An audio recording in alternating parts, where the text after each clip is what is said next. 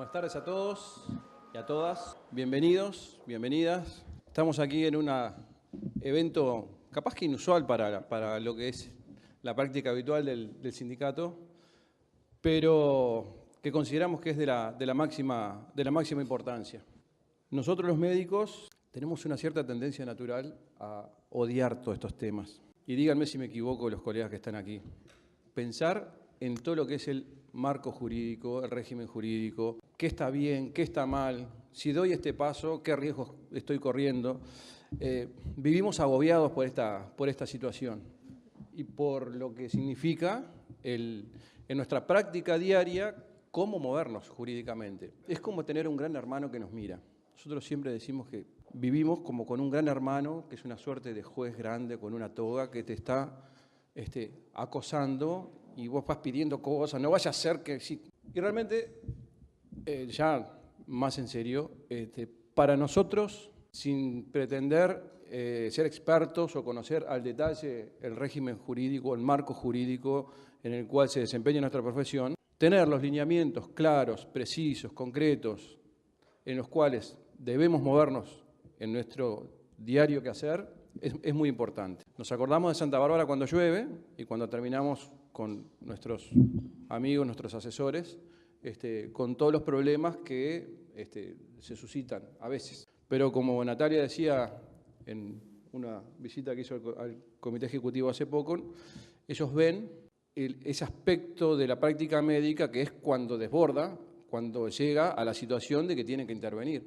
Pero hay un cotidiano para nosotros que es muy importante tenerlo, considerarlo, pensarlo, incorporarlo para tranquilidad.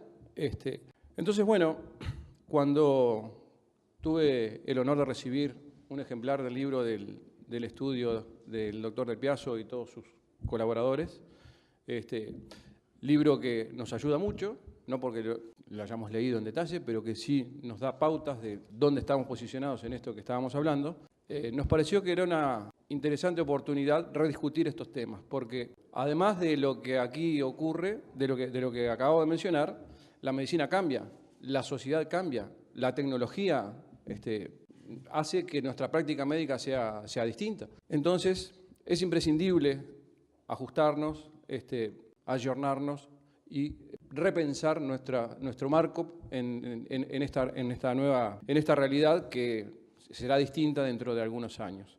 Así que la bienvenida, el agradecimiento a todos quienes están aquí, especialmente a quienes no son de nuestra profesión, pero con quienes trabajamos y compartimos más de lo que quisiéramos, pero que compartimos al fin. Esperemos que esta jornada sea de mucha utilidad y bueno, este formato de debate con los colegas más jóvenes y con la telemedicina, incorporando estos elementos, creemos que es un abordaje en este breve tiempo que tenemos que va a ser útil para todos. Espero que disfruten, están en su casa y adelante Alfredo con la presentación. Muy bien. Antes de arrancar, básicamente vamos a ir en dos. Vamos a arrancar con telemedicina primero, un espacio después con preguntas, con charlas con los profesionales que están por aquí y después vamos a pasar a residencias e internados. Ustedes ven que en las sillas así tienen papelitos. En la medida que vayan generándose preguntas, si quieren, se las hacen llegar por allí a los funcionarios del sindicato y después se las trasladamos a los expositores si les parece bien. ¿Está bien? Dicho esto, vamos a arrancar con el doctor José Miguel Del Piazzo, que nos va a hablar justamente a propósito del régimen jurídico de la telemedicina. Como decía Gustavo, primero buenas noches a todos. Comparto con Gustavo lo que mencionó, entre esas cosas que la tecnología efectivamente va avanzando en todos los ámbitos de la vida y obviamente la medicina no queda fuera. Entonces, al punto tal de que en el estudio nos pareció importante incluir un capítulo sobre telemedicina y a raíz de eso, bueno, la invitación para exponer de eso hoy acá. Un poco es hacer un concepto jurídico, qué es el concepto de la telemedicina y cómo están marcados jurídicamente. Algo medio breve porque tenemos 10 minutos, en todo caso después si hay algún tema puntual lo revisamos. Lo primero que nada es cuál es el concepto de telemedicina, porque hay muchos conceptos, se habla de la e-salud, telesalud, telemedicina, que no son lo mismo. Está la e-salud, que es como algo más genérico, que es como las tecnologías de la información y la comunicación, que es las TIC, eso que se conoce como las TIC, cómo se emplean en la salud en general. Después está la telesalud, que refiere más que nada a cómo se traspasa la información desde el punto de vista más amplio, asistencial, educativo. Y como algo más específico está la telemedicina. La telemedicina que, semánticamente hablando, o sea, el concepto tele significa a distancia y por lo tanto significa medicina a distancia. Ahí les pongo el concepto del proyecto salud.uy, que es un proyecto entre el Ministerio de Economía y Finanzas, el Ministerio de Salud Pública y la GESIC, la Agencia de Gobierno Electrónico, que depende de Presidencia de la República, que hicieron un convenio un poco para fomentar el uso de la tecnología en la salud. Y hablan de la telemedicina como la prestación de servicios de medicina a distancia mediante la utilización de las TICs. O sea, habla de como una prestación de servicio médico a distancia, tanto para el diagnóstico como para el tratamiento. Hay categorías, esto no los quiero aburrir mucho, pero hay categorías según el tipo de área asistencial. Por ejemplo, está la teleradiología, que es un poco lo que va a hablar el doctor ahora a continuación. Pero también está la teleeducación, la teleconsulta, y después está según el área de aplicación. La telemedicina sin duda presenta varias ventajas, pero a su vez presenta varios desafíos que yo pongo ahí, que son desafíos sobre todo para el punto de vista jurídico-normativo, atender esos desafíos de cómo va evolucionando la tecnología, concretamente en la aplicación de la medicina, y por lo tanto el marco jurídico no puede quedar ajeno a eso. Ventajas hay muchas, el país puso algunas, derriba las barreras geográficas, sobre todo un país como el nuestro, en que la medicina está, los centros hospitalarios están muy centrados en lo que es la capital, los especialistas por lo general se nuclean mucho en la capital, optimiza costos y tiempos, sobre todo de los pacientes, que tal vez con una teleconsulta alguien del interior puede hacer una teleconsulta con un especialista en Montevideo o en otro país del mundo, optimiza el servicio de atención en ese sentido también. Pero hay desafíos, por ejemplo, esto es un desafío de la tecnología en general, hoy está todo en la nube, como se dice. Entonces, hay desafíos concretos en la medicina que es mantener la confidencialidad de la relación médico-paciente, proteger los datos del paciente, garantizar toda esa información del paciente, en definitiva, que se está manejando por medios telemáticos. Y hay un punto importante que vamos a ver ahora que la ley uruguaya lo contempla, que es no despersonalizar la atención médica. Es un punto importante a tener en cuenta, intentar de no despersonalizar la atención médica. Y por último vamos a hacer una referencia a la responsabilidad que hay en materia de telemedicina, que se abre, si se quiere, un abanico, que vamos a mencionar, todavía no está regulado y por lo tanto aplica al régimen general con alguna particularidad que voy a mencionar. Hago mención a algunos, en el libro también hacemos mención a algunos presupuestos normativos para el desarrollo de la telemedicina. Son presupuestos normativos que nosotros consideramos necesarios para que pueda haber efectivamente telemedicina. Y voy a ir mencionando cada uno y contrastándolo cómo la normativa uruguaya efectivamente ha avanzado, ha respetado esos aspectos, aunque no tenemos una norma general sobre telemedicina. Esto ya me voy adelantando. En Uruguay no tenemos una norma que regule especialmente la telemedicina, tenemos normas específicas, pero que hacen un marco sólido para poder avanzar en esta línea. Reconocimiento del documento y la firma electrónica es indispensable que tenga cierta validez. Eso ya desde el año 88 se reconocía la validez en documentos informáticos que se transmitían entre oficinas públicas, pero concretamente está la ley 18.600, que es del año 2009, que reconoce expresamente los documentos electrónicos y la firma electrónica con equivalencia funcional al documento en papel. O sea, tiene la misma validez el documento electrónico que el documento en papel. En ese sentido, la normativa acompañó ese aspecto necesario. Protección de datos personales. Tenemos una ley de protección de datos personales, la 18.331 del año 2008. Ya del 2008 tenemos una ley de protección de datos personales que en materia de salud habla de los datos del paciente como datos sensibles. ¿Qué significa esto? Son datos que están especialmente protegidos y que para su divulgación necesariamente necesitan el consentimiento de la parte. Seguridad de la información del paciente, tanto la Ley de Protección de Datos Personales como el secreto profesional propiamente que rige en la relación médico-paciente, entendemos que hace un encuadro que logra proteger la seguridad de la información del paciente. Después, la historia clínica electrónica y la accesibilidad de la historia clínica electrónica. Esto también tiene algunos años, pero quiero remarcar sobre todo la última ley de presupuesto en el 2015, que introdujo algunos artículos. Norma que se reglamentó ahora, no tiene ni un año esa reglamentación, que incluso habla de la obligatoriedad de la historia clínica electrónica y crea una plataforma de historias clínicas electrónicas a las cuales se pueda acceder telemáticamente. Y junto con eso, un registro de eventos. O sea, si una persona se hace un estudio o hace una teleconsulta, que todo eso va quedando informáticamente para facilitar la accesibilidad de esa información que va quedando, obviamente siempre dentro del marco de protección que les mencionaba. Y después la receta médica electrónica, también en esa ley del 2015 que les decía, se reconoció que también es un elemento, yo menciono como un presupuesto necesario para poder avanzar en materia de telemedicina.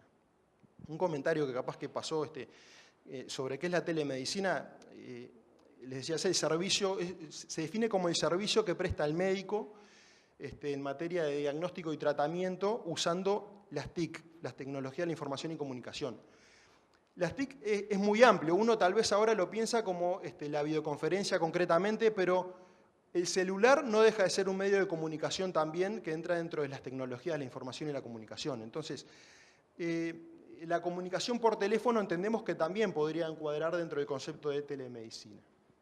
Volviendo un poco a lo que es la normativa nacional, más allá de que ya vimos que los presupuestos se cumplen en las normas actuales, hablamos de que no hay una norma general expresa, pero hay una base sólida porque se cumplen con los demás aspectos, los aspectos necesarios para que haya telemedicina.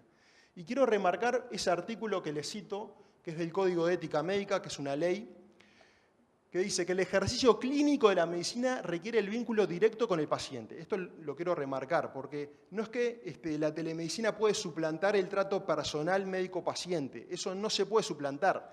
Esta normativa claramente habla de una complementación de estos medios. De hecho, es la primera ley que habla de telemedicina concretamente. Habla de a través de los medios de comunicación como la telemedicina. Entonces, esto es importante. La telemedicina no viene a suplantar la relación médico-paciente, la relación personal médico-paciente. Aclarados estos aspectos, vemos que no dije nada sobre la responsabilidad en materia de telemedicina. ¿Cómo puede responder el médico, tal vez, que nunca trató directo con un paciente, pero se le hace una consulta por su especialidad, una consulta puntual, que tal vez hasta en otro país, se basa en la información que está en la historia clínica, obviamente con el consentimiento previo del paciente, y en base a esa información y a una entrevista tiene que hacer cierta evaluación. Entonces, se ha cuestionado mucho en materia de la responsabilidad que puede tener ese médico. Y han habido dos criterios generales. Uno que dice que ese médico no puede ser responsable por brindar su opinión o diagnóstico a través de estos medios. Este es el caso concretamente de Perú. ¿Qué es lo que se busca con esto? Es fomentar el uso de la herramienta. O sea, fomentar el uso de la herramienta para que el médico, que es especialista, esté ciertamente protegido a la hora de hacer una valoración puntual en ciertos casos de cantidad de pacientes que le llegan y con los que no trató personalmente. Obviamente lo que dice la ley es que si tuvo la posibilidad, la ley peruana que les mencionaba, es que si tuvo esa posibilidad de tener un trato personal, ahí la situación cambia. No sé si es muy recomendable. El otro criterio es que todos los médicos tienen que ajustarse a la ley del arte. O sea, obviamente la ley del arte no es la misma para el que tiene el trato clínico directo con el paciente que para el que lo consultan por teleconferencia, que se tiene que basar en la información que está en la historia clínica electrónica. O sea, cada uno es responsable de acuerdo a las circunstancias en las que se encuentre, lo cual parece del todo razonable. En Uruguay hay una ausencia de regulación expresa en materia de responsabilidad y por lo tanto rige la regla de principio. ¿Cuál es la regla de principio? Bueno, ya Natalia ha expuesto en el sindicato alguna vez sobre materia de responsabilidad, es un tema muy amplio. Simplemente remarcar cuáles son los elementos de la responsabilidad civil. Sobre todo la responsabilidad extracontractual, que es la responsabilidad que tiene el médico con el paciente. ¿Por qué es extracontractual? Porque en definitiva el médico que trabaja en una institución tiene una relación contractual con la institución, el paciente con la institución, pero entre ellos dos se habla de una responsabilidad extracontractual. Obviamente diferente es la situación del que tiene un consultorio privado y lo vienen a consultar personalmente. Ahí ya la situación cambia. Un poco para seguir el criterio general y no entrar tanto en el tema de la responsabilidad, que es amplísimo, simplemente remarcar los 4 elementos que tienen que configurarse indispensablemente. Los 4 tienen que darse conjuntamente. Que uno es el apartamiento de la lex artis, o sea, de la ley del arte. Los médicos frente a ciertas situaciones tienen protocolos de actuación de los cuales más o menos tienen cada situación es concreta y esos protocolos van evolucionando, pero en definitiva, frente a una situación concreta, si el protocolo dice hacer A y el médico hace otra cosa, bueno, se puede considerar un apartamiento de la lex artis. Pero eso no es suficiente, tiene que haber una culpa médica, que esto es un tema que ha dado para mucho. ¿Qué es la culpa médica? No cualquier error médico logra configurar la responsabilidad. Tiene que ser un error inexcusable, o sea, que no se haya actuado con diligencia, o sea, que se haya sido negligente, imperito o imprudente. O sea, si se demuestra que se empleó la diligencia media, la diligencia debida, por más que haya habido un error, no significa que habrá responsabilidad. Después está el nexo causal, que es que ese apartamiento de la lex artis con culpa sea efectivamente lo que produjo el daño, que es el 4º elemento. Porque si una persona se le hizo un error de diagnóstico y después por situaciones diferentes fallece por un tema ajeno absolutamente a esa situación, obviamente no se configura el nexo causal y por lo tanto no hay responsabilidad tampoco. Estos son un poco los conceptos de culpa, que si quieren después lo vemos más concretamente porque ya estoy medio pasado el tiempo. Simplemente algo concreto que dice la jurisprudencia constantemente es que la conducta del médico se tiene que apreciar conforme a las circunstancias en el momento en el que estuvo. O sea, obviamente no puede ser la misma responsabilidad la del médico que tiene el trato clínico personal que la de un médico que tiene un trato por una consulta puntual como especialista en el exterior, que se basa en información de la historia clínica y demás, y no tiene un trato directo con el paciente. Y lo otro que dicen que es una obligación de medios y no de resultados. El médico está obligado a realizar la actividad diligente de la mejor manera que pueda, pero no tiene una obligación de curar al paciente o de salvarlo de su aflicción. Y para terminar, ¿cómo bajarlo un poco? Si bien les decía que en la telemedicina aplica el régimen general de responsabilidad, nosotros en el libro pasamos raya y decimos, la telemedicina no viene a ser una carga para el médico, una carga adicional en materia de responsabilidad. Entendemos que es una salvaguarda adicional. ¿Y por qué? Básicamente por 2 fundamentos. Porque con las herramientas tecnológicas hay un apoyo por tomar mejores decisiones y cometer menos errores. Y aún si se comete el error, bueno, al haber accedido a los medios telemáticos que uno tiene, como otros medios, o sea, al haber usado todas las herramientas que uno tiene a disposición, se entiende que se obró con la diligencia debida al intentar de abarcar al máximo la situación concreta. Y bueno, básicamente eso es un poco, la telemedicina ha bajado un poco la responsabilidad en 10 minutos, que fue lo que nos pidieron. Cualquier cosa la seguimos después. Muchas gracias. Muy bien. Muy bien. Le agradecemos al doctor Del Piazzo. Les recuerdo a la gente que entró después, que ya ha iniciado la disertación del doctor, que hay por allí papeles que si quieren luego hacer consultas nos las arriman y se las tratamos al final de esta charla. Ahora vamos a escuchar con mucho gusto al doctor Nicolás Garbi, presidente, ustedes saben, de la Sociedad de Radiología y Imagenología. Nos vas a hablar de teleradiología. Adelante. Bueno, muchas gracias. Muchísimas gracias por la invitación.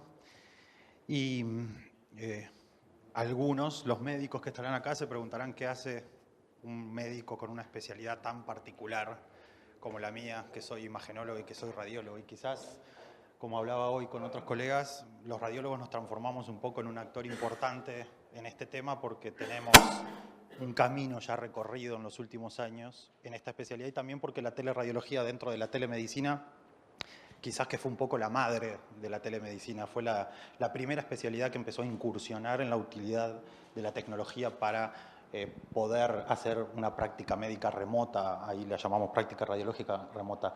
Y yo en realidad le puse a la charla ayuda o obstáculo, porque en realidad la telemedicina, sin lugar a dudas, que es una herramienta que ayuda, pero si las cosas no se hacen de una determinada manera, se transforma en un obstáculo. Entonces, Voy a tratar de definir algunas cosas o algunas frases bellas que andan por el mundo y definiciones, y después, al final, cuál es la realidad en nuestro país y en la región, que está perfectamente estudiado. La imagenología, simplemente para que sepan, es una especialidad que se dedica al diagnóstico por imagen, y si bien algunos consideran que estamos alejados del paciente, siempre hacemos un abordaje clínico. Nuestra especialidad se basa mucho en hacer una asistencia centrada en cada paciente, y porque eso demuestra mucho mejores resultados. Y tenemos muchísimos aspectos, muchísimos, que nos hacen diferentes a otras especialidades, porque trabajamos con recursos médicos y no médicos. Somos una especialidad que trabajamos mucho con personal paramédico que trabaja con nosotros. La tecnología es muy diversa por comunicaciones, por equipamiento. Hay mucha información sobre seguridad del paciente porque podemos generar daño potencial. Todos los estudios que hacemos día a día, yo en mi policlínica de 4 horas puedo generarle daño a cada uno de los pacientes a los cuales les estoy realizando un estudio, y también porque en muchos países del mundo hay legislación y hay aspectos éticos que son particulares a nuestra especialidad, que van más allá de la práctica médica en general. ¿Qué es la teleradiología? Que en realidad le podríamos haber puesto telemedicina ahí arriba. Bueno, fue una solución que se encontró al desequilibrio que se dio en la década de los 80, finales de los 80, principios de los 90, entre el gran desarrollo tecnológico que tuvo la especialidad, el crecimiento constante de números de estudios, que eso se viene manteniendo, y además la falta de recurso humano calificado. Es una especialidad en la cual, de total de médicos, siempre hay un porcentaje que no llega al 5% del total de médicos que habitualmente, eso es en el mundo, que habitualmente quieren dedicarse a esta especialidad, y por lo tanto eso hace que el personal médico calificado sea reducido.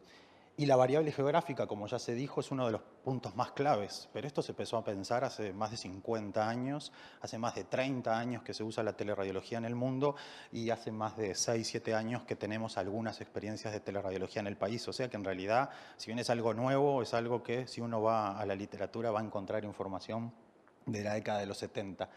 Y es un acto médico. O sea, para nosotros informar un estudio por vía remota o informar un estudio por vía presencial no tiene absolutamente ninguna diferencia. Es un acto médico que está sujeto a los mismos principios éticos y a la misma responsabilidad, y es pasible de responsabilidad para nosotros, porque es exactamente igual elaborar un informe in situ que elaborar un informe a distancia o en una estación remota. Ahora, ¿qué no es la teleradiología?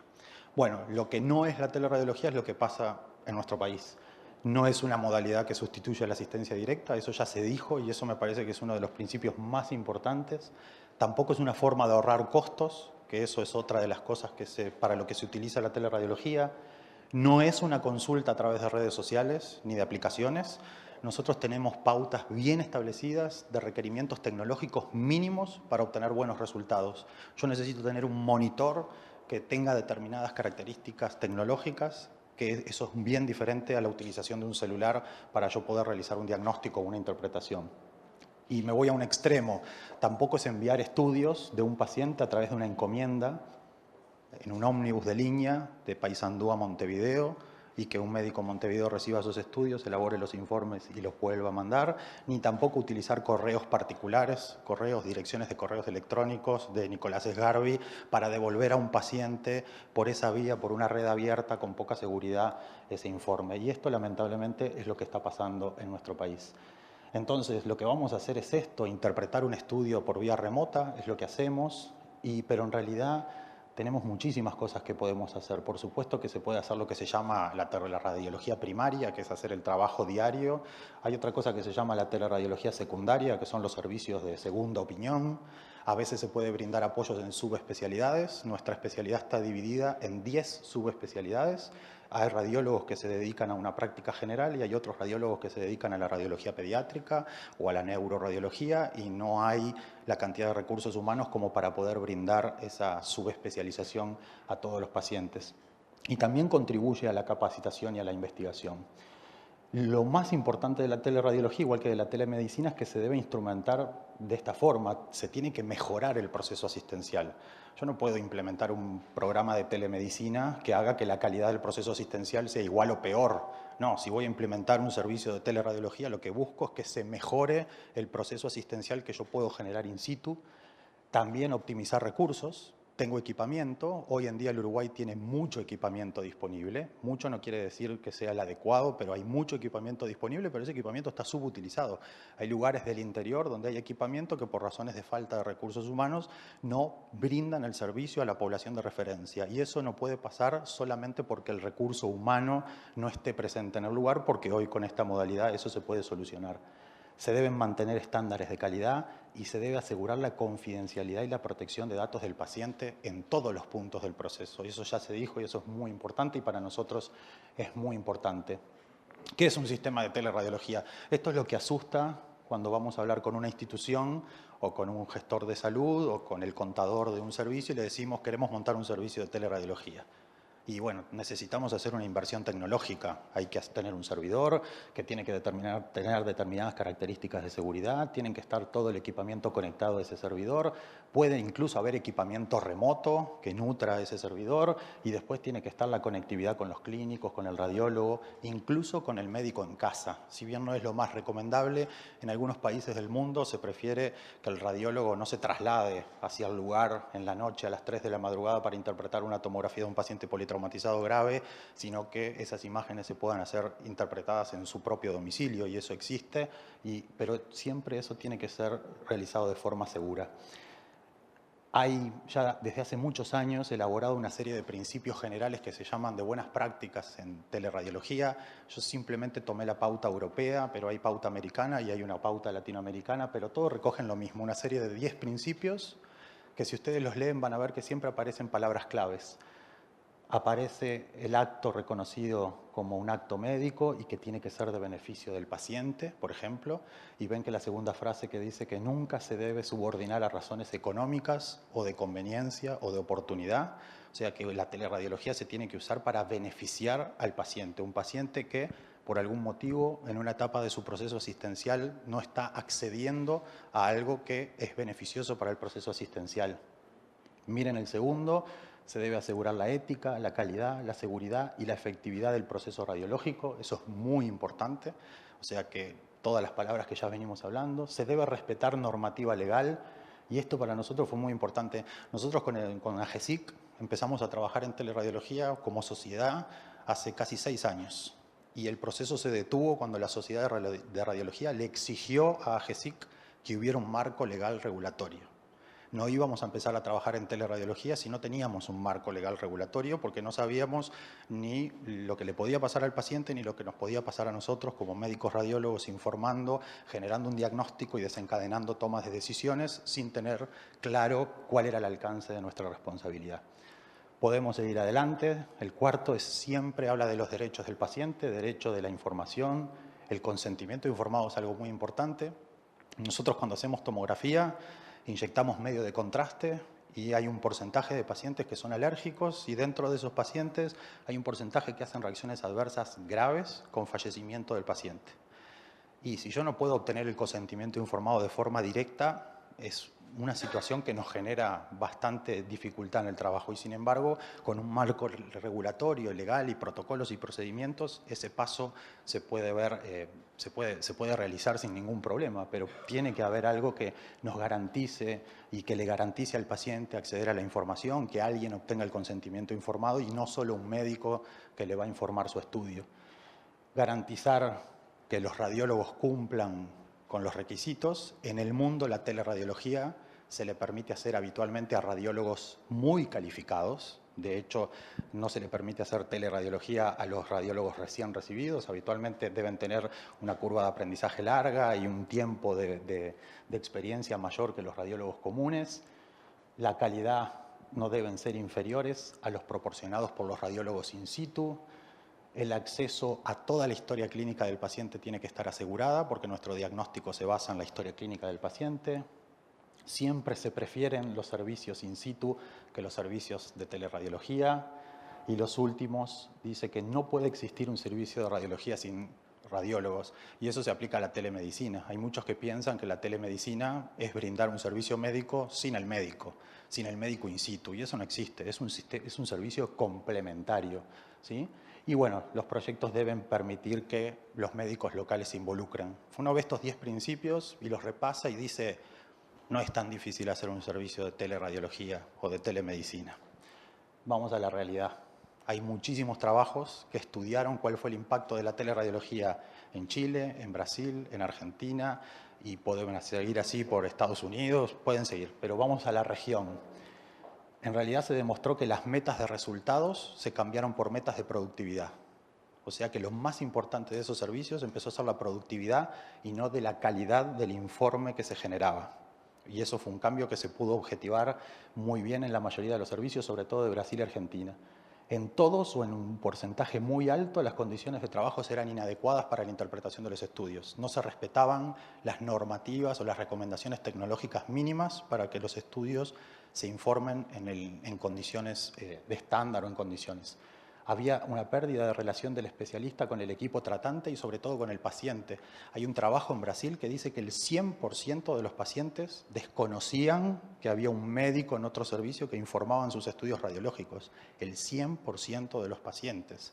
O sea que el especialista prácticamente era desconocido por la persona más importante del proceso, que en definitiva es el paciente.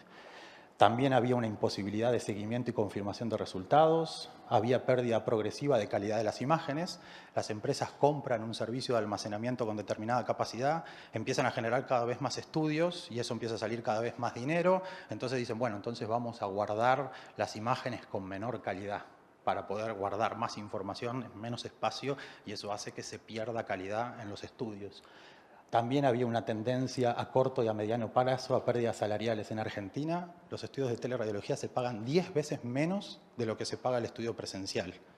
Y además, en lo contrario de lo que se venía hablando, que uno puede ver a la telemedicina como una herramienta que nos salvaguarda, que nos protege, que nos permite tener mejores opiniones y más herramientas para tratar a un paciente, había un aumento ostensible del error médico. El error médico se multiplicaba por 4 o por 5, sobre todo en Brasil. El error diagnóstico, el error en una mala interpretación de las imágenes. ¿Qué pasa en Uruguay? No hay ningún trabajo. Esto es más que nada de la práctica y de lo que vemos nosotros. En ninguna de las pocas experiencias que hay de teleradiología se tiene en cuenta el paciente y sus derechos. De hecho, en las pocas experiencias de teleradiología que hay, el paciente no es comunicado de que su estudio se va a obtener en un lugar y se va a informar por vía remota en otro. O sea que no se cumple con brindarle la información ni hay consentimiento por parte del paciente a que sus datos estén en una red, en qué condiciones y que se los va a informar en tal o en otro lugar por un especialista que está en tal o en otro lado. Se ha tenido en la mayoría de los casos solo la situación de las instituciones o de los servicios o la comodidad incluso de algunos especialistas.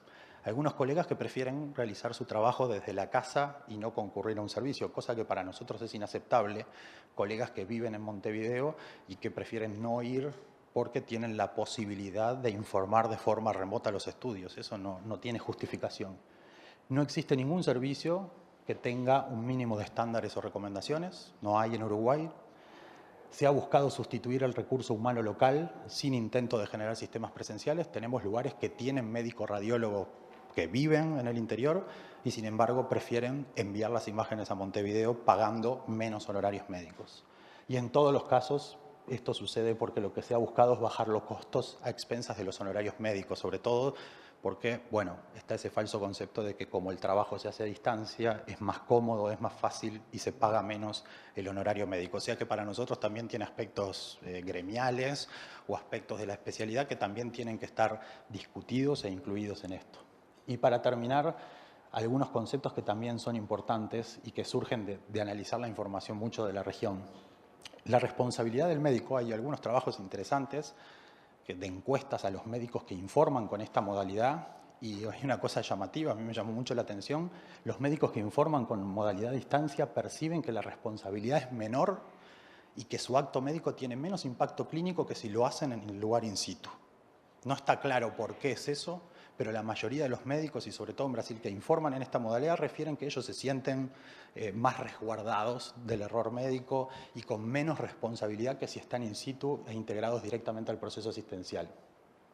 La falta de comunicación directa entre el médico que indica y el médico que realiza es un hecho. Hoy en Uruguay pasa y eso es muy grave para el paciente. No tenemos acceso a estudios previos, es muy limitado o nulo, no podemos ver la historia de los pacientes. Por más que se está implementando la historia clínica electrónica, radiología siempre es un servicio que queda de lado, entonces no tenemos acceso a, mientras que informamos nuestros estudios, preferimos leer la historia clínica electrónica antes que la letra de nuestros colegas, entonces, pero no podemos acceder a la historia clínica electrónica. Y hay otras dos cosas que son muy importantes, y esto también está estudiado, y sobre todo en Estados Unidos, cuando se empezó a trabajar en teleradiología, una de las primeras cosas que se vio es que había un impacto negativo en la calidad de la formación de los nuevos recursos, de los jóvenes recursos humanos que se formaban en la especialidad. O sea que los centros que tenían un gran porcentaje de estudios que se informaban con esta modalidad, los recursos humanos, sus residentes, se formaban de forma peor comparado con los centros que hacían un mayor porcentaje de trabajo in situ. O sea que en aquellos centros que tienen médicos en formación, la adquisición de destrezas y la experiencia es peor que en los centros que lo tienen in situ. Y esto es lo último y es un concepto más económico, pero la radiología se viene transformando en un commodity. Hay mayor acceso, pero a menor costo. Y eso se cumple en toda la región. La radiología se ha transformado en algo que sus costos vienen descendiendo, pero también cuando uno hace análisis de calidad, la calidad también viene descendiendo y sin lugar a dudas que eso impacta muchísimo en los costos globales de atención, porque eso desencadena malos diagnósticos, malas tomas de decisiones, retrasos diagnósticos y todo eso impacta de forma negativa y eso es algo que también está muy bien documentado. Bueno, nada más. Muchas gracias. Bueno, muy bien. Antes de pasar a las residencias e internados, algunas consultas. Tú decías, del Piazzo, que no hay una norma específica sobre telemedicina. Ahora, ¿no hay o existen, digamos, protocolos de actuación en torno a telemedicina? A ver, efectivamente no hay una norma. Cuando no hay una norma, ¿cómo se subsana? ¿Cómo se cubre ese vacío? Y básicamente hoy hay dos alternativas. Una es mediante protocolos de actuación, como bien mencionás, pero esos protocolos de actuación son internos de cada institución, no es normativa, o sea, no es vinculante para fuera de la institución. Un ejemplo claro es la Pelufo Higgins. Hoy la Pelufo Higgins sí tiene un sistema de teleconsulta específico que incluso yendo a lo de la responsabilidad, deslinda la responsabilidad del médico que consultan, porque muchas veces son especialistas del exterior que tal vez, si ven que pueden tener cierta responsabilidad civil en Uruguay, prefieren mantener cierta distancia, entonces estos protocolos los mantienen medio, los intentan de proteger. Efectivamente están estos protocolos que te mencionaba y después están los principios generales, que en este caso hay que ir al principio general del derecho que se está regulando. Acá es el derecho de la salud, el tema de la responsabilidad general y por lo tanto vamos a la norma general que aplica al no haber una norma específica en la materia, que fue un poco lo que mencioné. Pero sí, protocolos hay, pero son internos de cada institución. Bien, otra cosa que se me ocurre preguntarles es qué pasa con el control sobre la información digitalizada de los pacientes. ¿Cómo se ejerce ese control? ¿Quién lo ejerce? Para que no haya justamente una fuga de información de los pacientes. Bueno, está la ley justamente de protección de la información personal, que mantiene ciertos parámetros justamente para proteger esa información, se requiere el consentimiento, no se pueden hacer base de datos sin el consentimiento. Esa es la teoría, en la teoría está protegida la información. Después en la práctica, bueno, como decía el doctor, si se envía por mail, un médico se lo envía al mail personal a otro o se lo manda por WhatsApp una foto, sin el consentimiento de eso, ya es la práctica que puede ser ciertamente una fuga de lo que dice la normativa, pero es una práctica no querida por la normativa. Incluso puede dar lugares a sanciones y a responsabilidades, ¿no? No sé si quieres complementar algo. Sí, a nosotros el tema de la información nos preocupa muchísimo porque ya entre los colegas es una práctica habitual de ver un estudio de imagen, filmar las imágenes, mandarlas por WhatsApp a otro colega para pedir una opinión y no se protege ningún tipo de datos ni de información. Vienen los datitos del paciente, su cédula de identidad, su fecha de nacimiento, nombre, todo así. Y sin llegar al extremo de otras situaciones un poco más divertidas en algún sentido que han pasado. Y nos preocupa mucho. Nosotros, en realidad, desde el lado nuestro, tenemos que utilizar los recursos que utilizan las instituciones y uno supone que las instituciones son responsables de salvaguardar todo. Incluso en algunos lugares uno puede informar directamente en la historia clínica electrónica del paciente, ¿no? Eso es una condición bastante buena, ¿no? Uno ingresa a la historia clínica del paciente y realiza un informe directo en la historia clínica del paciente. En otros casos tenemos que hacer un informe en Word, guardarlo con los datos de un paciente y mandarlo a una dirección de correo electrónico que uno no sabe ni quién la abre ni quién la ve porque es una dirección de correo electrónico genérica de una institución o de otro médico, y eso, sin lugar a dudas, que no se protege para nada. Y ni que hablar la anécdota que les conté de que hay un centro en el interior que teleradiología es enviar los estudios de resonancia generados en un día en encomienda hacia Montevideo, donde los recibe un médico en Tres Cruces, los lleva físicamente a su casa, los informa y los devuelve por el mismo sistema. Eso sigue pasando hoy. ¿Por qué sigue pasando eso? Y sigue pasando porque no se ha implementado lo que se puede implementar. Un país un país como el nuestro, que tiene una conectividad muy buena, tenemos internet y tenemos internet muy buena, y basta con tener un servidor, que cualquier institución pública o privada lo tiene, y 2 computadoras que se conectan de forma remota con VPN seguros, se soluciona el problema. En realidad, la implementación no es difícil, es el paso a la implementación y a la protección. A preocuparse más por el paciente, yo lo puse por ahí, no se toma en cuenta al paciente. Se ha tomado en cuenta más la comodidad del servicio, que necesita que se informen estudios, o la comodidad de un especialista que prefiere no trasladarse a Tacuarembó, o a Paysandú, o a donde sea, y no el paciente que no puede esperar por lo menos 6 o 7 días ese trayecto del interior a Tres Cruces y de Tres Cruces de vuelta al interior. Hablando de pacientes, ¿cuándo no se requiere el consentimiento del paciente? En materia de datos de la salud se requiere siempre consentimiento del paciente. ¿Hay algún caso donde no se requiere? No, hay casos en donde por razones de interés general o un tema de alarma pública en la higiene y demás, se puede utilizar con el consentimiento previo del paciente e incluso así disociando la información. ¿Qué significa esto? Que se tenga la información pero que no se pueda asociar la misma a la persona física específica que tiene ese diagnóstico o esa situación concreta. ¿Ya ha habido casos donde se le haya responsabilizado a un médico que brindó una opinión a través de telemedicina y el acto médico no haya salido bien y haya sido responsable el médico consultado? La telemedicina es algo que está evolucionando, viene evolucionando. De hecho, la obligatoriedad de la historia clínica electrónica es un decreto bastante reciente, y cuando eso vaya evolucionando van a haber mucha más casuística, va a haber mucho más casuística. La realidad que algo parecido que hemos tenido son casos en donde se diagnostica en base a lo que a alguien le dijeron por teléfono y le sugieren una medicación sin haber tenido la instancia clínica previa, que esos son temas muy delicados en materia de responsabilidad. ¿Sí? Esos son temas que en principio habría que intentar de evitar, no diagnosticar por teléfono o sin tener un trato clínico, o sea, directo con la persona. Básicamente son por ese lado los temas de responsabilidad que hay hoy. Sin duda esto va a evolucionar mucho y la normativa tiene que ir acompañando. Por eso el marco regulatorio que hoy tenemos es muy específico de los distintos aspectos de la telemedicina, pero obviamente esto va a seguir avanzando. ¿Hay responsabilidad del médico que no pudo tener un contacto directo con el paciente cuando diagnostica vía telemedicina? Hay que ver si actuó con debida diligencia. Si pudo haber ido a tener el contacto clínico con la persona y no hizo el diagnóstico por teléfono, lo medicó en base a lo que alguien le dijo, eso sí lo expone a responsabilidad. ¿Sí? Hay que analizar siempre la debida diligencia, qué es lo que hubiera hecho un especialista igual, en las mismas condiciones, con las herramientas que tenía, si actuó o no diligentemente. Bien.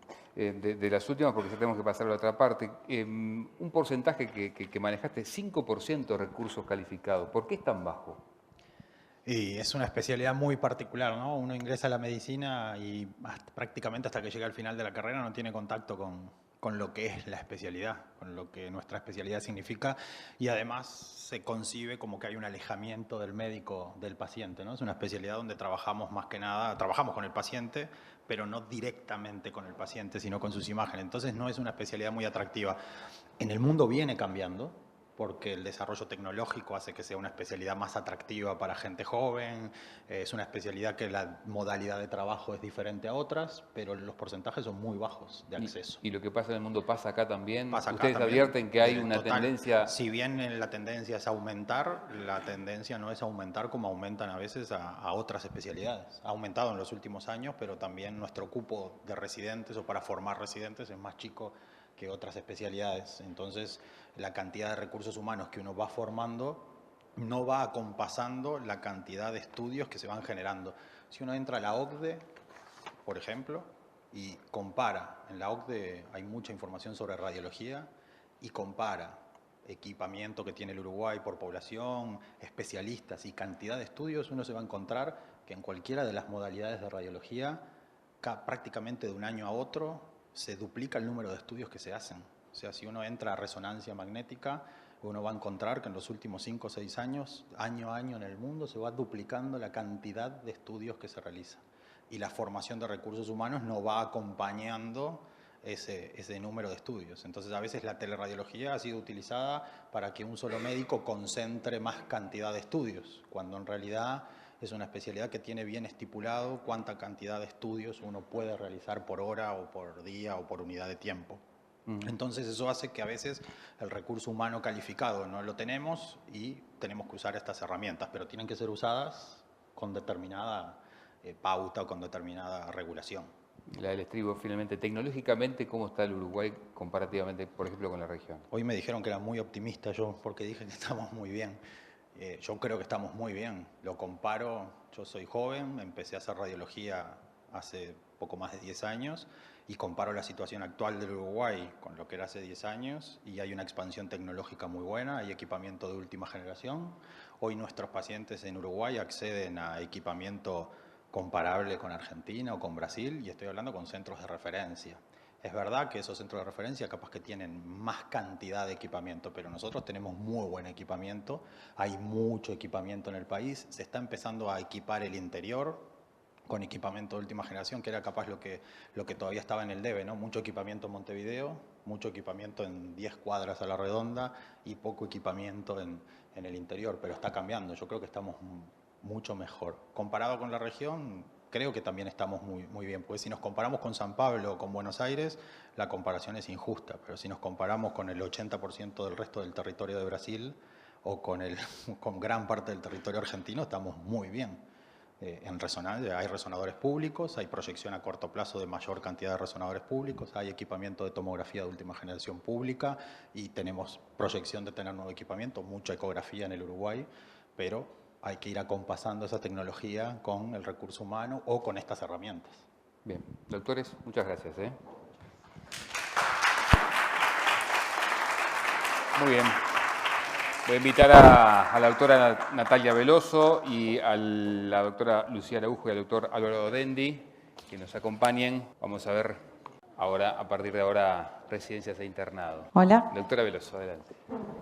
Bueno, yo traje solo 2 diapositivas. En realidad 3 con la presentación. Uy, qué chiquito que quedó esto, pero no importa. A ver, la idea mía no es, digamos, repetir lo que ya pusimos en el libro, que un poco lo que trató de hacer fue definir lo que era el estatuto del residente y el estatuto del interno, ¿tá? El practicante interno. ¿Por qué? Porque ustedes eso lo pueden leer, está disponible.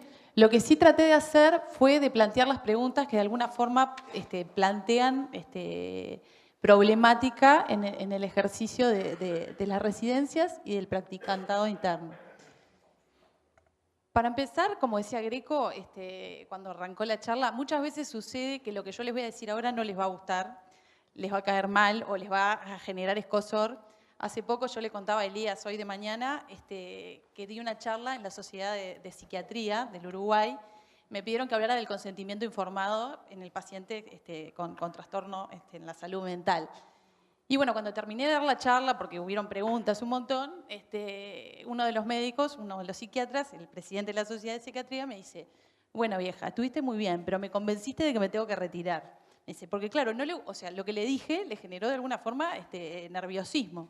Y también me pasó que uno de los psiquiatras, cuando terminé de hablar, me dice, mire doctora, yo entiendo todo lo que usted dice, está perfecto lo que usted me dice, Pero bueno, la realidad es que yo soy psiquiatra hace 30 años y esto se hace de otra manera.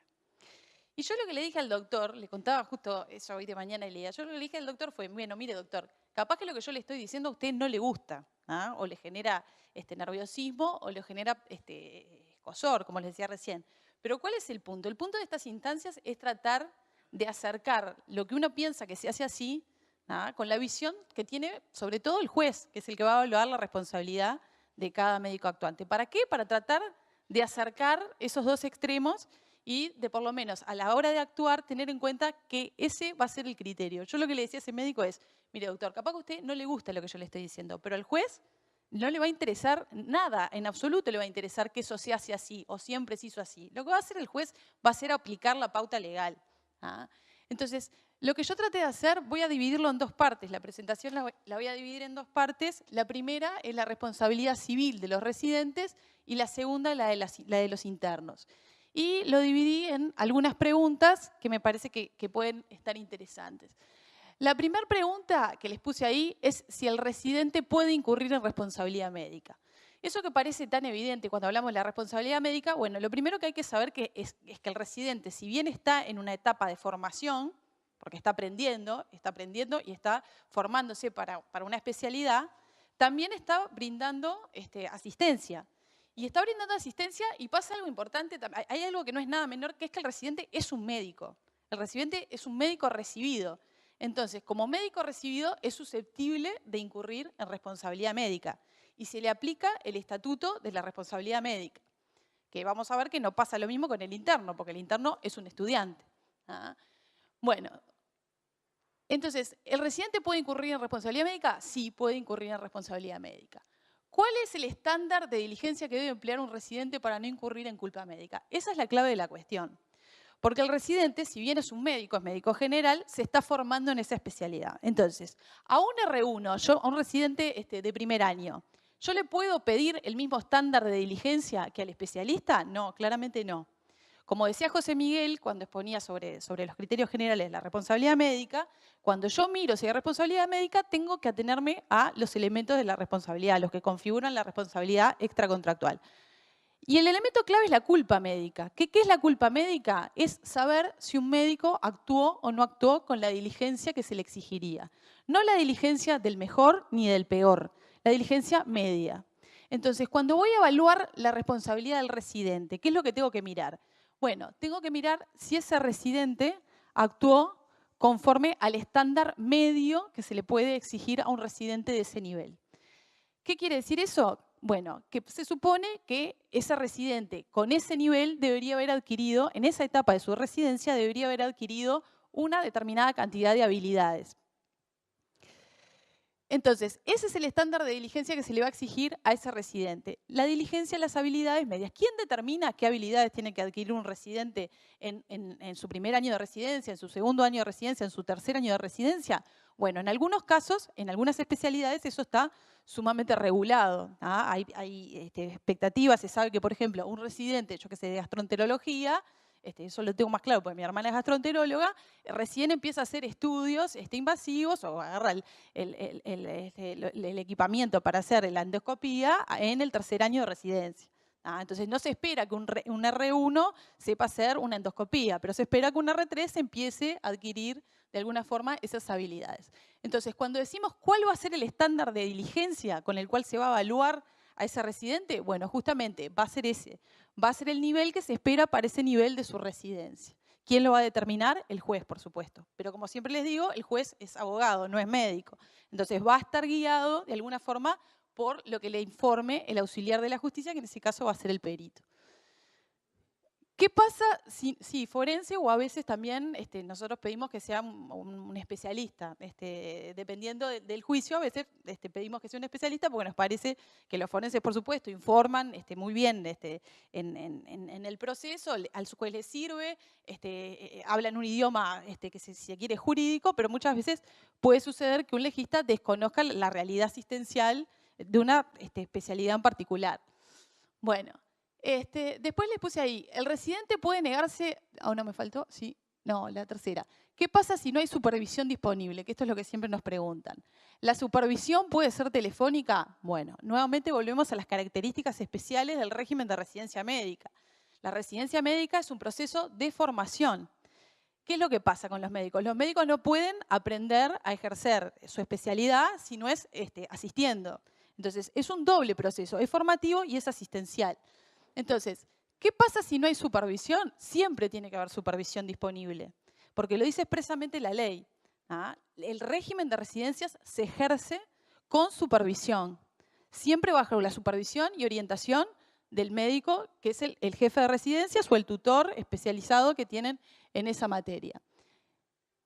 ¿La supervisión puede ser telefónica? No, no puede ser telefónica, es presencial. Ustedes me dirán, bueno, como les decía al principio, esto siempre se hizo así. Bueno, se hizo así, pero eso, jurídicamente hablando, es reprochable y probablemente un juez pueda responsabilizar al tutor que hace la supervisión telefónica. ¿Por qué? Porque, como decía José Miguel, lo que repite hasta el hartazgo de la jurisprudencia es que el proceso de diagnóstico, el proceso terapéutico, el proceso que se vaya a llevar adelante, el acto médico que se vaya a llevar adelante, no puede prescindir en ningún caso del análisis clínico, del contacto con el paciente. Y tenemos un montón de casos que demuestran que en esos casos se configuran cuando se hace un diagnóstico o se indica un medicamento o se prescribe un determinado tratamiento sin la asistencia directa, sin tener contacto con el paciente, justamente se configuran casos de responsabilidad. Yo siempre les cuento lo mismo. Tenía una médica hace unos años, hace muchos años, hace como 10 años, una doctora macanuda que atendía en el hospital policial. Le contaba hoy a José Miguel. Y la médica, por hacerle un favor a la paciente, que era esposa de una persona que hacía mantenimiento en el hospital policial, le repetía la medicación. Siempre venía el esposo, que trabajaba en mantenimiento, venía, le decía, ¿no me repetís la medicación para fulanita? Y la médica, por darle una mano, le repetía la medicación para fulanita. Resulta que fulanita, en el correr del tiempo, instaló una patología que no tenía cuando se le indicó la medicación. La medicación que le indicó al principio le terminó haciendo daño al final, en una de las repeticiones de la medicación. Porque ¿qué faltó? Faltó el examen por el cual el médico se dio cuenta que esa medicación, en estas nuevas circunstancias, le podía hacer mal al paciente. Y obviamente terminó demandada. Entonces, por eso siempre les digo, que en el caso de los residentes, fíjense, con mayor especialidad y con mayor atención, el tema de la supervisión. Porque justamente estamos frente a un profesional que está en formación. Si bien tiene el título de medicina general, se está formando en una determinada especialidad. Entonces, ahí les puse, ¿el residente puede negarse a actuar si no cuenta con supervisión suficiente? Esto es de todos los días, puede parecer que no debería suceder, pero ustedes los que son residentes o los que pasaron por la residencia saben que eso es así. ¿Puede negarse? Bueno, ¿cuál es el límite de la posibilidad de negarse? El límite para negarse a brindar asistencia siempre es el mismo, es la omisión de asistencia, porque como les decía al principio, el residente es médico. Entonces, si es médico y hay una situación, como establece el código, de emergencia de vida, y hay riesgo de vida, el médico no puede decir, no, pero yo en realidad soy R1, esta maniobra está prevista para el R3, no la puedo hacer. No, tiene que tratar de hacer todo lo posible y de emplear su mayor diligencia justamente para sacar de esa situación. Pero no todas las situaciones son de riesgo de vida. Entonces, el paciente, el residente sí se puede negar a brindar asistencia si no cuenta con supervisión, siempre y cuando eso no ponga en riesgo la vida del paciente. Bueno, ¿qué más les puse ahí? A ver.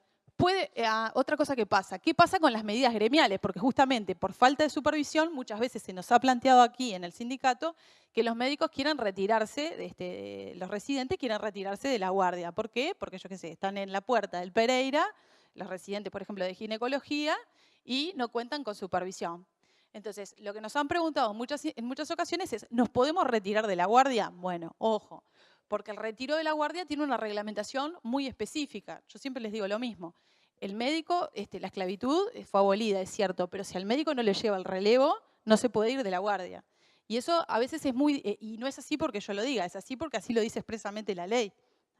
Entonces, el médico si no le llega el relevo, no puede retirarse de la guardia. ¿Qué pasa cuando, por ejemplo, se quieren adoptar medidas gremiales, como les decía recién? se quiere tomar la medida de abandonar la guardia porque no se cuenta con supervisión suficiente.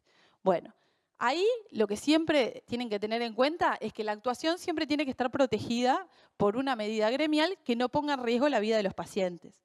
Entonces, ¿se pueden tomar medidas gremiales de este tipo? Sí, se pueden. De hecho, en el sindicato hemos hecho un protocolo específico que regula en qué circunstancias se puede abandonar la guardia y qué medidas de preaviso deberían darse para poder llevar adelante ese tipo de medidas. Bueno, ¿qué sucede si el residente asume responsabilidad? ¿Qué pasa cuando el residente asume responsabilidades que exceden su nivel de formación? ¿Ah? Acá, ¿qué puede suceder? Puede suceder que el residente no tenga supervisión, porque no la tenga porque no está el supervisor o porque no está disponible, o porque está durmiendo, o porque sea por lo que sea. Pero puede suceder también que el residente se exceda en sus competencias.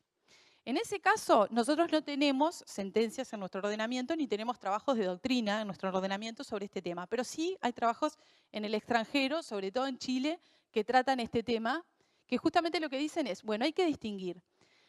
Si el residente se extralimitó en sus funciones y no consultó, teniendo disponibilidad de un supervisor, bueno, entonces todo lo que suceda, si hay daño, es responsabilidad 100% imputable al residente.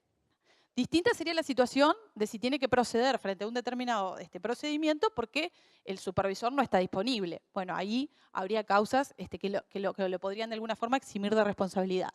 Pero esta hipótesis que yo les planteo ahí en esa pregunta es una pregunta distinta. Es el caso en el que el residente se excede en sus competencias. Por ejemplo, en el ejemplo que les ponía, un residente de gastro que en primer año decide que va a hacer una maniobra invasiva. ¿Ah? O, yo qué sé, un residente de ginecología que decide atender un parto complicado. ¿Ah?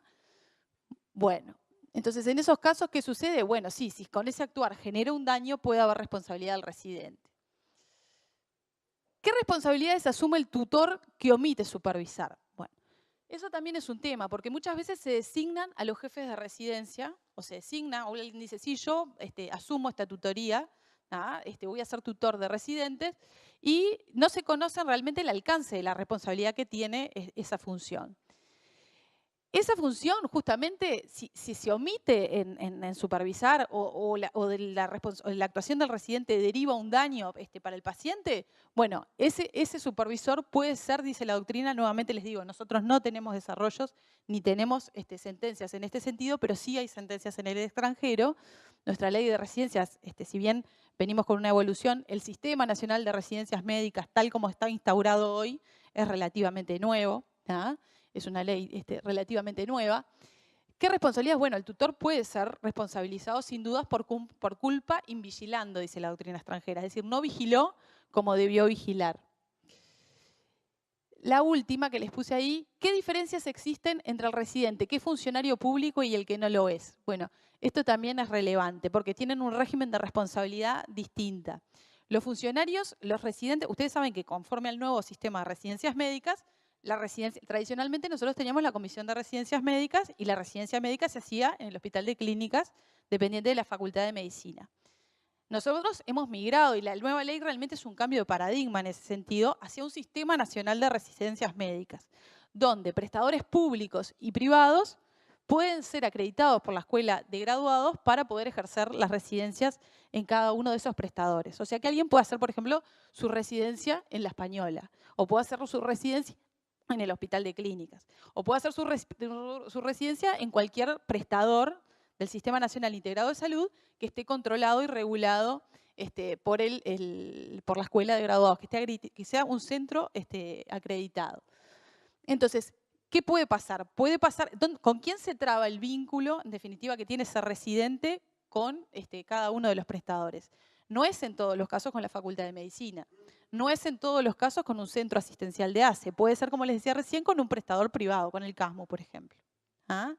En esos casos vamos a tener residentes que son funcionarios públicos y residentes que no son funcionarios públicos. Porque el que trabaja para el CASMU evidentemente no es funcionario público. Ahora, el que hace su residencia en el Hospital Maciel o en el Hospital de Tacuarembó, sí es funcionario público porque presta un servicio para una administración pública. ¿Y por qué les digo esto y por qué es relevante? Porque el régimen de responsabilidad es totalmente distinto. ¿Por qué? Bueno, porque en nuestro derecho, nuestra Constitución y la doctrina mayoritaria, encabezada por el doctor Del Piazzo, y es de recibo en la jurisprudencia, o sea, así lo entienden nuestros tribunales, entiende que no se puede demandar directamente al funcionario público. Es decir, que si el funcionario público, el médico, el residente, genera un daño con ese actuar, no se lo puede demandar directamente. Se tiene que demandar directamente al Estado, o sea, se tiene que demandar directamente al Estado y el Estado en todo caso considerará si repite o no repite contra el funcionario. Entonces, de alguna manera el funcionario, el residente que es funcionario público, tiene un régimen de responsabilidad bastante distinto al que tiene el residente que trabaja en un centro privado. ¿Por qué? Porque al trabajador privado, en nuestra jurisprudencia hoy en día, admite que pueda ser demandado directamente.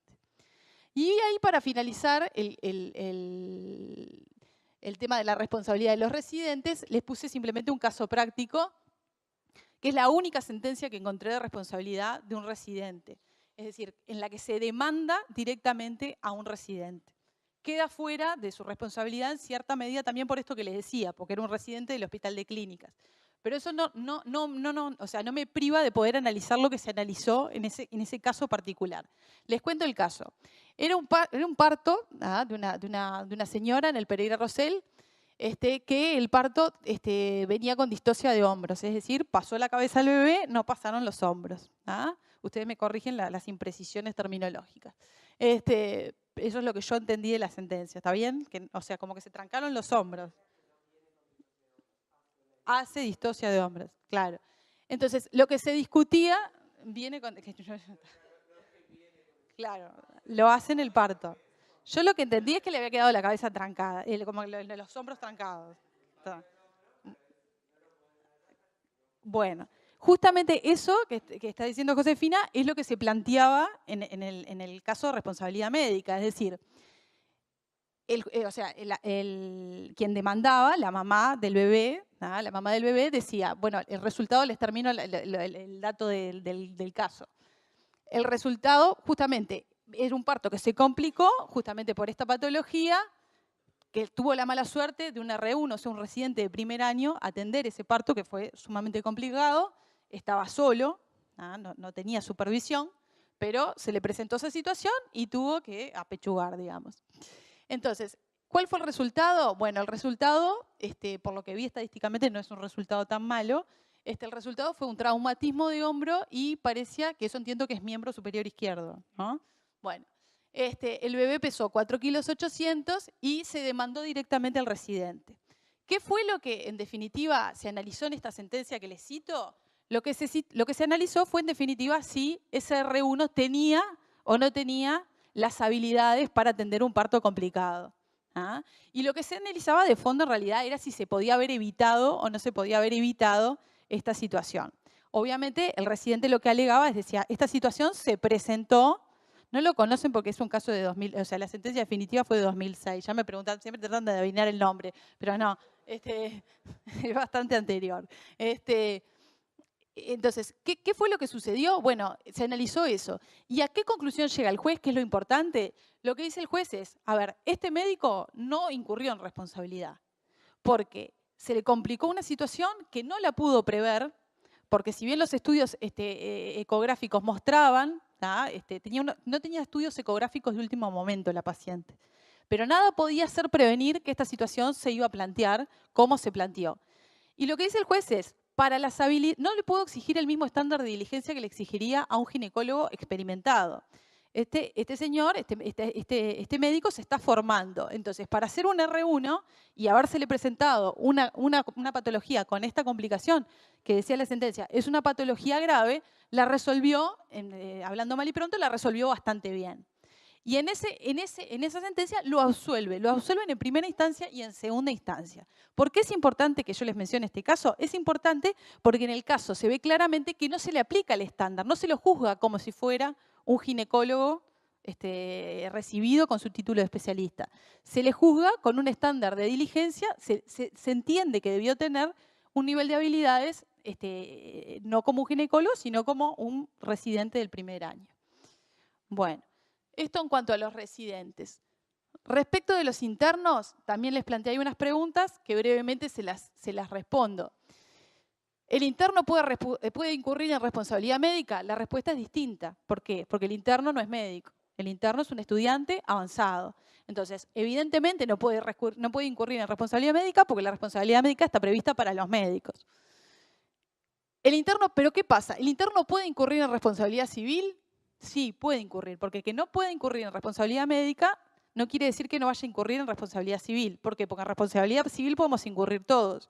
Si yo salgo y atropello a alguien con el auto y le genero un daño y iba a una velocidad no permitida, entonces con mi actuar ilícito genero un daño y soy responsable por eso.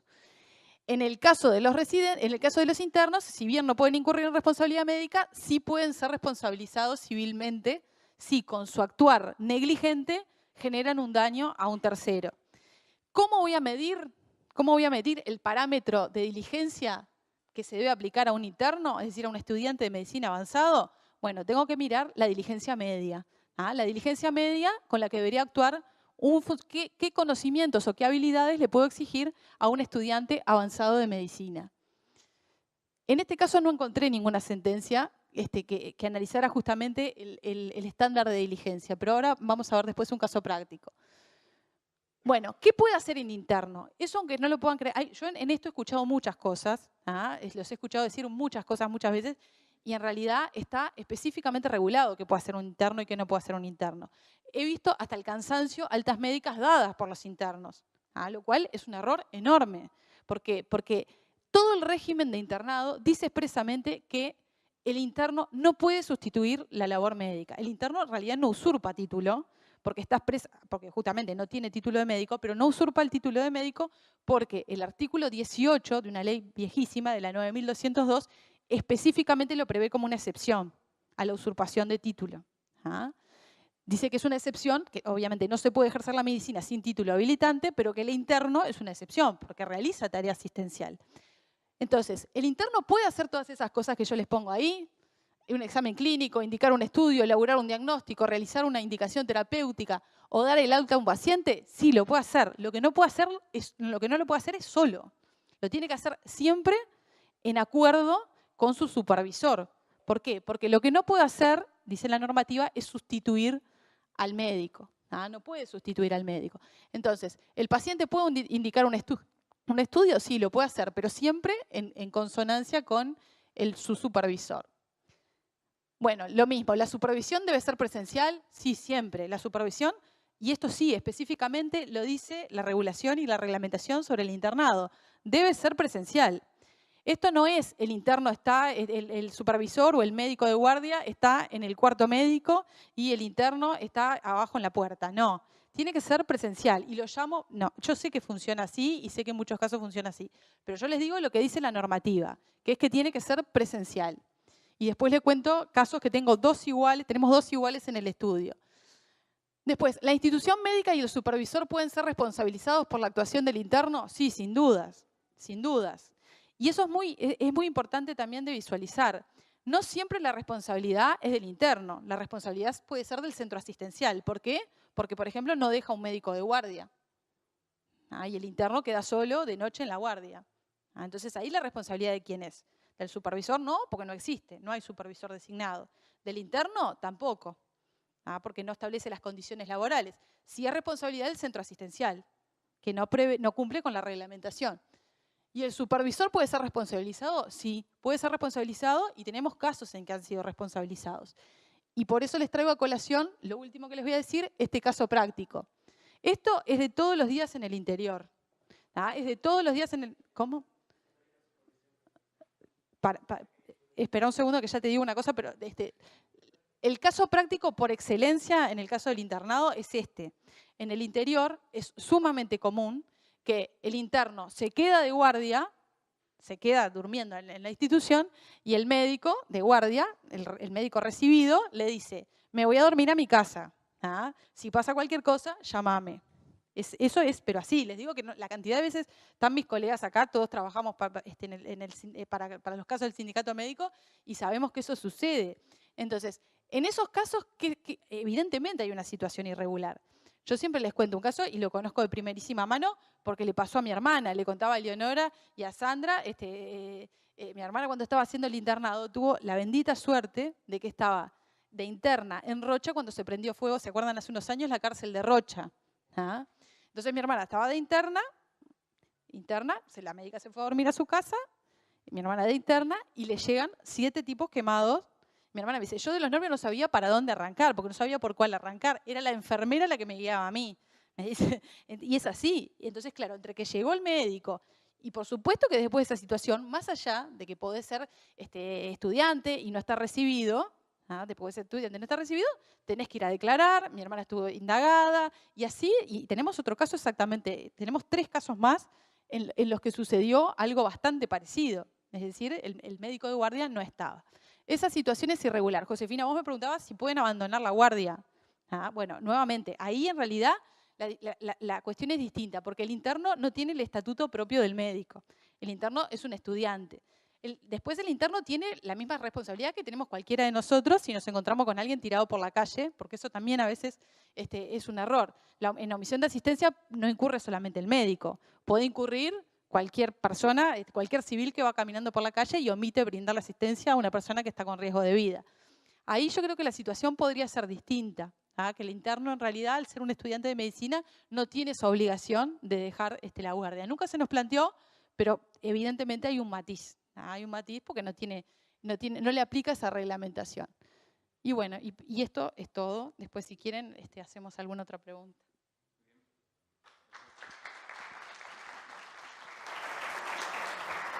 No sé, Dendi o la doctora, ¿cómo seguimos? La doctora Araujo, entonces. Hola, ¿se escucha ahí? Bueno, hola, mi nombre es Lucía Araujo, terminé en realidad mi residencia de medicina interna.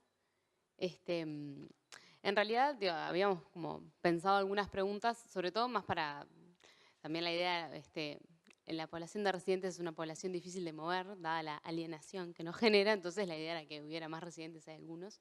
Entonces algunas preguntas eran más dirigidas a eso. Pero hay una, por ejemplo, sobre todo de la primera parte, no la veo. De la primera parte, digamos, más sobre el capítulo de residentes, que es, en la primera que era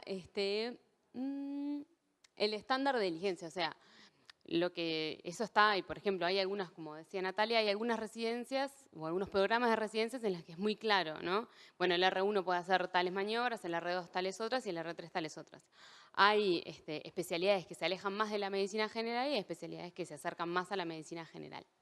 Entonces ahí, de repente, eso, sumado a que digamos, la capacidad de resolución, ¿no?, de un residente implica alejarte de la supervisión. La realidad implica que vos, a medida que tomás determinadas, ¿no?, habilidades, destrezas, la supervisión constante y la consulta constante con tu tutor, lo que es natural es que va disminuyendo, ¿no? Entonces mi pregunta es ahí, ¿cuál es el límite o cómo sería con un perito, por ejemplo, si un residente de segundo año realiza, o sea, cómo definir, ¿no?, qué es lo que puede hacer un residente de segundo año? En la mayoría de los casos eso no está resuelto y no está resuelto de forma como específica.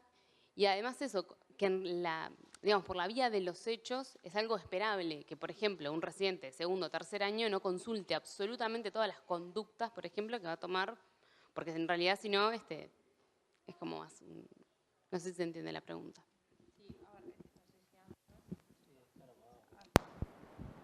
Efectivamente, estaba apagado. A ver, para empezar, vos posicionate en esta situación. El que va a juzgar la conducta de ese profesional, suponete que vamos a pasar al terreno patológico y que hay una demanda. El que va a juzgar esa conducta es un profesional que es abogado. El juez es abogado, el juez no es médico, no sabe nada de medicina. Entonces, ¿quién lo va a orientar? Lo va a orientar un auxiliar de la justicia que es un perito. Entonces, ¿cómo muchas veces se determina si algo se aparta o no se aparta de la diligencia media esa esperada o de las habilidades esperadas para un residente? Bueno, se determina con una pericia médica. ¿Por qué? Porque no todas las maniobras terapéuticas, y no todas las indicaciones, y no todas las actuaciones pueden estar regladas en un protocolo. Es imposible que se pueda prever por escrito, esto lo puede hacer un R1, se pueden dar pautas de cuáles son las habilidades requeridas. Pero a tierra eso lo va a bajar un perito. Es decir, va a ser el perito el que va a decir, sí, está bien, para un R2 de esta especialidad era esperable que supiera hacer esta maniobra. O, yo qué sé, para un R2 de ginecología era esperable que pudiera atender satisfactoriamente un parto natural que no venía complicado. Eso, en definitiva, no vas a encontrar una norma escrita, ni un protocolo escrito. Lo va a determinar el perito en cada caso. No sé si vos me querías contar algo. Es una pregunta, ¿qué tal? Mi nombre es Álvaro Bendi, yo soy residente de tercer año de neonatología. Es parte reflexión y parte pregunta, en realidad. Porque tanto en lo que vos planteabas en la presentación como en la ley de residentes se hace, y bueno, en el caso de los internos, ni que hablar que también, sucede mucho que se habla de supervisión, supervisor, etc. Pero ¿qué sucede? Que en los hechos es una realidad bien distinta por diversos motivos. El primero es que el jefe de residentes pasa a ser un cargo administrativo y no ni formativo, ni de supervisión clínica, ni técnica, ni académica, sino más bien un gestor de los residentes dentro de un servicio, dentro de una unidad, etc. Entonces, ahí eso nos deja con un vacío de quién es el encargado de esa supervisión. Entonces, pasa a estar la parte académica ahí. Entonces tenés una cátedra que tiene sus grados 2, grado 3, grado 4, etcétera, que tienen diferentes niveles de responsabilidad y diferente nivel de cercanía para con el residente. Entonces ahí, en esa circunstancia, queda muy claro quién es el que es responsable de esa situación, al menos desde el punto de vista académico y seguramente desde el punto de vista médico-legal también lo sea. ¿Qué sucede cuando el supervisor no es parte de una estructura académica, donde en muchas oportunidades a mí me ha pasado, a compañeros le ha pasado que el supervisor en realidad refiere que su cargo es asistencial y no formativo ni de supervisión? Y en ese contexto lo que puede suceder es que exista un error vinculado a la asistencia del residente, el residente es demandado y por segunda instancia el supervisor que reniega de ser supervisor también es responsable legalmente de esa situación. Entonces, quedan vacíos funcionales y, en definitiva, legales posteriormente de por qué, de cómo laudamos esa discusión. Porque, en definitiva, ¿cuál es el límite de la responsabilidad del residente y dónde empieza la responsabilidad del supuesto supervisor, que en los hechos no tiene ninguna responsabilidad ni aceptó nunca una responsabilidad como supervisor? No sé si se entiende la reflexión. Bueno, a ver, primero que nada, lo que yo les decía, nosotros migramos de un sistema en que las residencias médicas se hacían en forma exclusiva en una institución académica, como es la Facultad de Medicina. O sea, todos los residentes hacían su residencia en la Facultad de Medicina. De a poco, ese sistema ha ido migrando hacia un sistema que es el Sistema Nacional de Residencias Médicas, donde la residencia la puedo hacer en una institución que no tenga carácter académico, la puedo hacer en una institución privada, que evidentemente no es una institución de asistencia, porque es una asistencia, por ejemplo, puede ser una mutualista, como les decía recién. Entonces, más allá de que este sistema sea nuevo y que tengamos una ley nueva y que se puedan vivir estos vacíos existenciales, lo que sí queda claro en la ley es que no hay residente sin supervisión. Entonces, si falta un supervisor, es responsabilidad enteramente, primero que nada, de la institución que no tiene supervisión. Y segundo, también de la escuela de graduados, porque vos no te olvides que para que una institución pueda hacer residencias médicas, pueda formar residentes, tiene que estar acreditada por la escuela de graduados. Entonces, eso debería ser de la esfera de contralor de la escuela de graduados, que está certificando una institución que no tiene cargos de supervisión.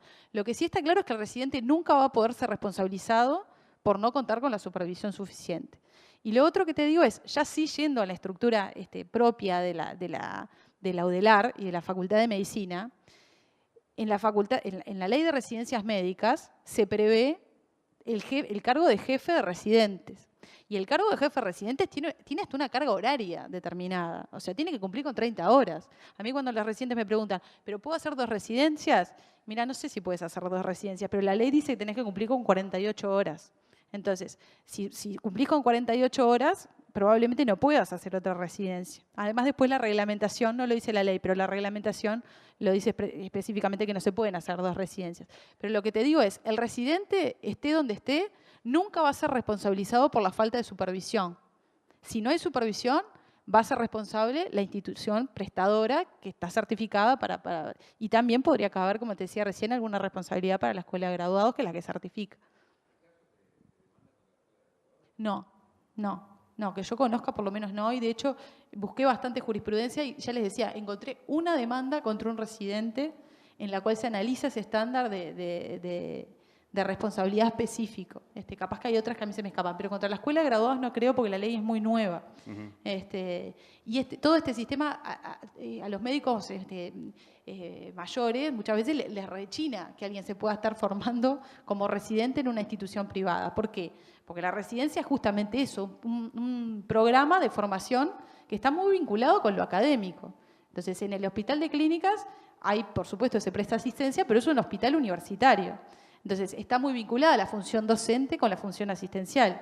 Pero cuando ya empiezo a formar residentes, esto no es una crítica a la ley, ojo, cuando ya empiezo a formar residentes en otros centros que son puramente asistenciales y no docentes, se plantean estas cosas que planteaba el compañero. ¿Y por qué hay tan pocas demandas contra residentes? ¿Es porque los demandantes optan por ir derecho contra la institución? A ver, exacto, la mayoría de las veces, las demandas de responsabilidad médica son contra la institución de asistencia médica. No solamente porque no siempre es un solo médico que atiende, sino porque se ve que quien puede tener mayor solvencia económica por lo general es la institución. ¿Qué pasa? Hay instituciones que repiten contra el médico, que lo traen al juicio.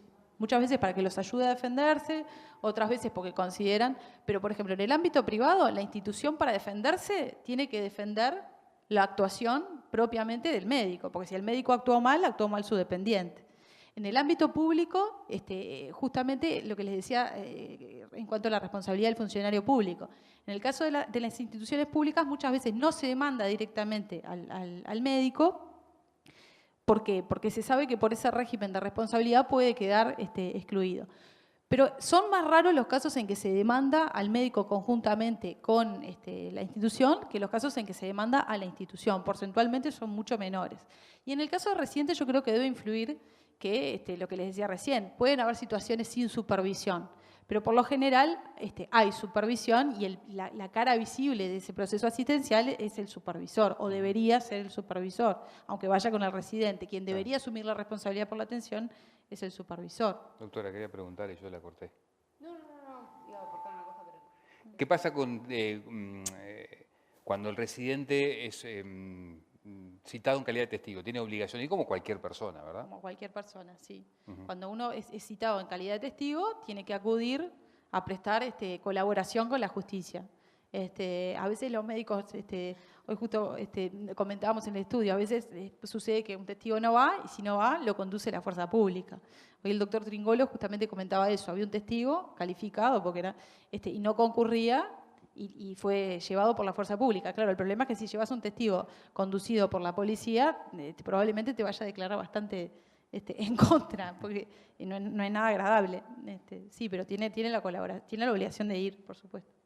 Y una pregunta, en ese caso, ¿no? Por ejemplo, si estás en el contexto de tu residencia y lo pueden citar al residente y no, por ejemplo, a su tutor. ¿Pueden citar al residente como, por ejemplo, como testigo y no a su tutor, o te debería citar a su tutor? Si estás emplazado como testigo, estás citado como testigo, tenés que ir a declarar. Tenés que ir vos y no podés decir, no, que vaya otro en mi lugar. Esa era mi pregunta, que tenés que ir porque me pasó, así que tengo que ir de seguro, pero no puedes decir, no, en realidad yo soy residente, tiene que ir mi tutor. No, pero a ver, ir como testigo no implica ninguna responsabilidad. Nosotros igual desde el sindicato médico, cuando alguien es citado como un testigo, muchas veces se hace la consulta y nosotros lo llamamos para explicar. Pero si tú vas como testigo, sos un tercero en el proceso. O sea, nadie te puede condenar por responsabilidad a ti porque no sos parte del proceso. Sos un testigo simplemente que viene a dar su testimonio. Es aterrador igual, digo. No, claro que sí. Bueno, nosotros siempre decimos, nosotros vivimos en los juzgados y si tenemos que ir a declarar nos ponemos nerviosos. O sea, no es lindo nunca. Pero como testigo ustedes siempre tengan la tranquilidad de que no los puede condenar nadie, digo, porque... Sí. Muy bien. Doctora, muchas gracias. Estamos prácticamente en el cierre, estamos en los plazos, así que le agradecemos a la doctora, a los doctores. Y cerramos con el doctor Carlos del Piazzo, a quien invitamos entonces a...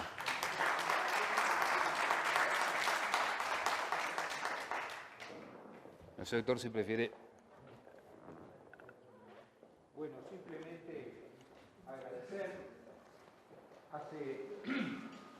Hace 2 meses, cuando salió el libro y le hicimos llegar ejemplares al sindicato, enseguida se entusiasmaron con la idea de, más que hacer una presentación del libro, hacer una especie de acto académico del tipo que hemos tenido hoy, a partir de 2 capítulos del libro, el régimen de residencias y de internado por un lado, y el de telemedicina por otro. Yo quiero simplemente sumar al agradecimiento al sindicato médico, al presidente del sindicato médico, por recibirnos en su casa, y por supuesto agradecer a todos y cada uno de los coautores del libro, que como ustedes habrán visto es la segunda edición. Hace 10 años, cuando se ponía en vigencia el Sistema Nacional Integrado de Salud, publicamos un primer libro sobre el régimen asistencial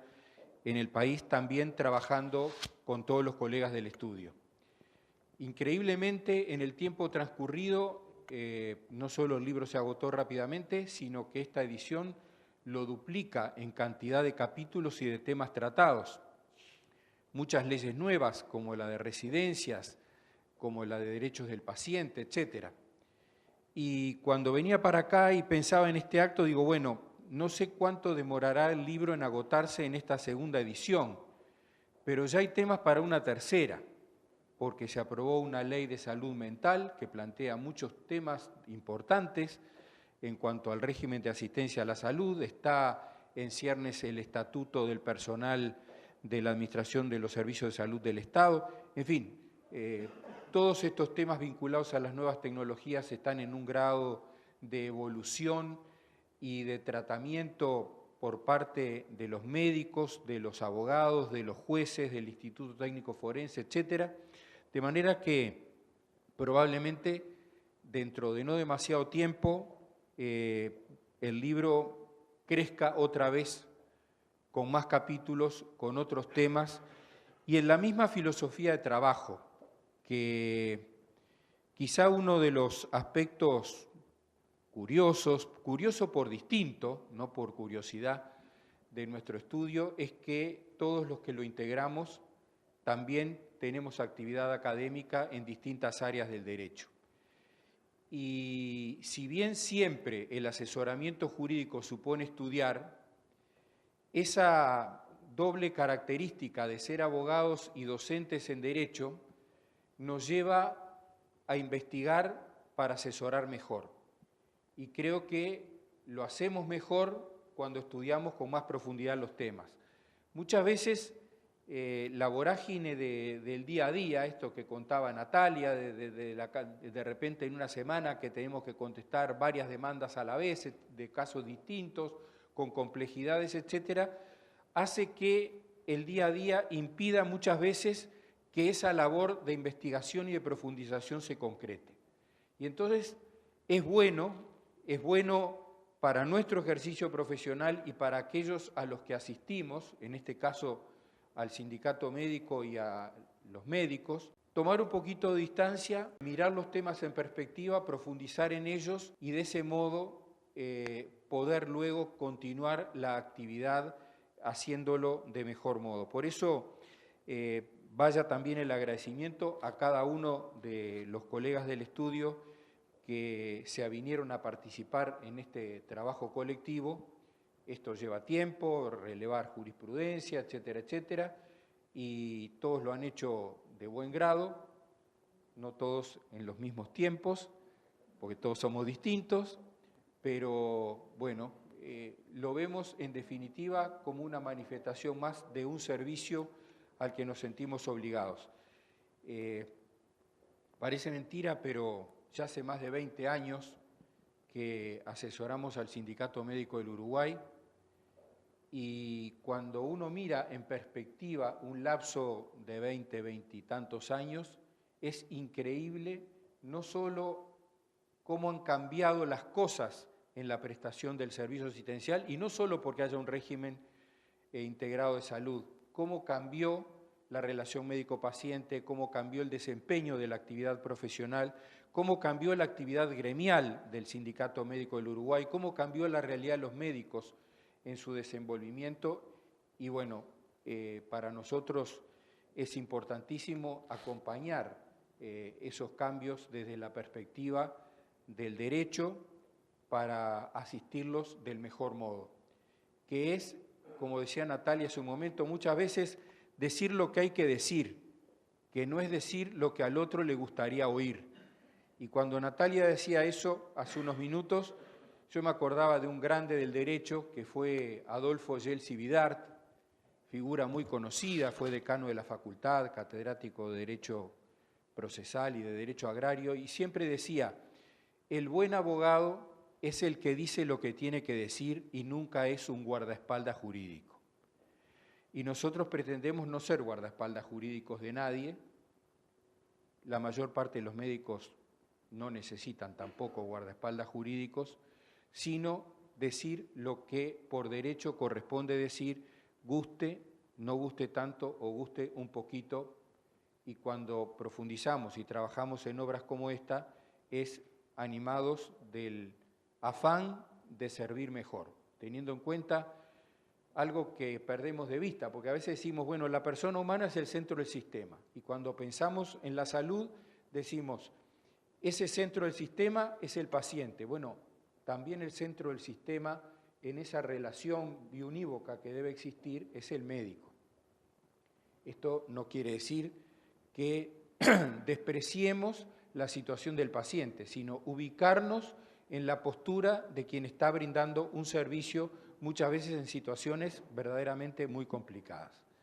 Así que estas palabras de clausura en realidad son de agradecimiento al sindicato, a todos los que trabajaron, a la Fundación de Cultura Universitaria que nos acompaña con una nueva edición, y bueno, la promesa de que no sé si van a transcurrir otros 10 años antes de que tengamos otra edición, pero ya hay que empezar a trabajar en otros temas nuevos que se están planteando y que se van a seguir planteando con leyes como las aprobadas en el día de hoy o que se deben estar aprobando y que tienen que ver con aspectos vinculados a decisiones en la minoridad, a consentimiento informado en situaciones de suma relevancia frente a tratamientos que pueden tener carácter de irreversibilidad y un larguísimo etcétera. Así que nuestro compromiso, junto al agradecimiento, es el de seguir trabajando y, por supuesto, agradecerles que se hayan quedado todo este rato. Muy bien. Gracias, doctor. Bueno, muchas gracias a todos. Gracias por venir y los esperamos en la próxima.